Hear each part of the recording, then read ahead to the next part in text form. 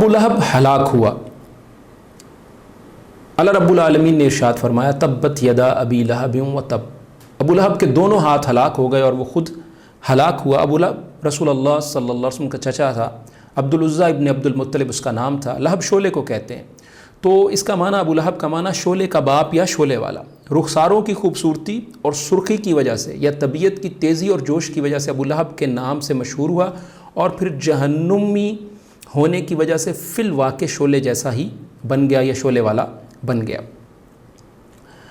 اور اس شخص کو رسول اللہ صلی اللہ علیہ وسلم سے سخت عداوت تھی۔ آپ کے دشمنوں میں سے یہ واحد شخص ہے جس کا نام قرآن کریم میں ذکر کیا گیا اور اس کے برے انجام کی پیش گوئی کی گئی۔ رسول اللہ صلی اللہ علیہ وسلم کی سخت مخالفت کرتا تھا، اور آپ کو ہلاکت کی بد دعا دینے کی وجہ سے اللہ تعالیٰ نے یہ آیت جو ہے نازل کی کہ فرمایا ابو لہب کے دونوں ہاتھ ہلاک ہو گئے اور وہ خود ہلاک ہوا۔ اس کی تفسیر میں یہ بھی کہا گیا کہ تبت بد دعا ہے اور تب خبر ہے، وہ تب اور وہ ہلاک ہو گیا یہ خبر ہے، یعنی بد دعا کے ساتھ ہی اللہ تعالیٰ نے اس کی ہلاکت اور بربادی کی خبر دے دی۔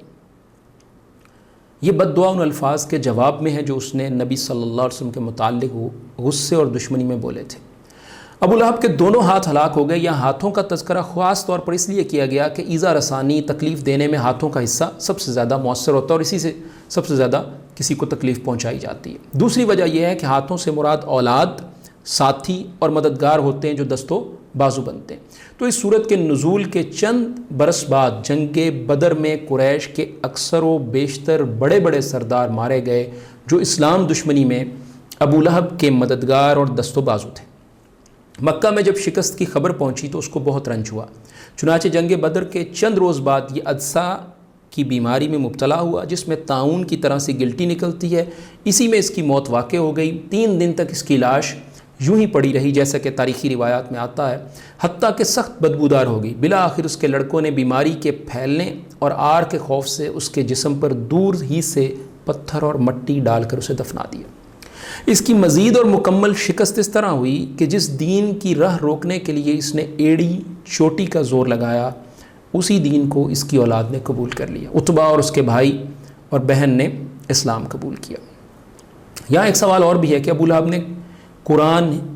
لہب کا نام ہی قرآن میں کیوں لیا گیا، یعنی ابو لہب ہی کا نام قرآن میں کیوں لیا گیا؟ دشمن تو اور بھی تھے۔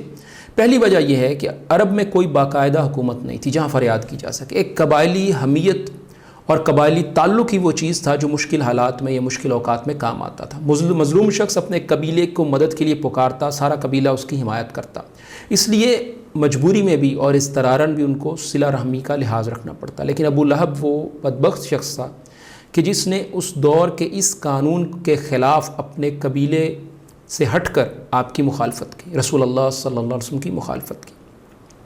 اسی طرح جب بنو ہاشم اور بنو مطلب کو معاشرتی بائیکاٹ کی وجہ سے شیب ابی طالب کی گھاٹی میں محصور رہنا پڑا تو اس وقت بھی ابو لہب نے اپنے قبیلے کا ساتھ نہیں دیا تھا۔ دوسری وجہ یہ تھی کہ اس قبائلی معاشرے میں چچا کو بھی باپ کا درجہ حاصل تھا، بالخصوص جب کہ باپ فوت ہو چکا ہو۔ اس لحاظ سے ابو لہب کو رسول اللہ صلی اللہ علیہ وسلم کا ساتھ اور حفاظت کا فریضہ ادا کرنا چاہیے تھا، خواہ وہ ایمان لاتا یا نہ لاتا۔ اس نے کوہ صفا پر جس بدخلقی اور گستاخی کا مظاہرہ کیا اس پر رسول اللہ صلی اللہ علیہ وسلم خاموش رہے اور اس کے باپ برابر رشتے کا احترام کیا، لہٰذا اس کی بدتمیزی کا جواب اللہ تعالیٰ نے اس کا نام لے کر قرآن کریم میں دے دیا۔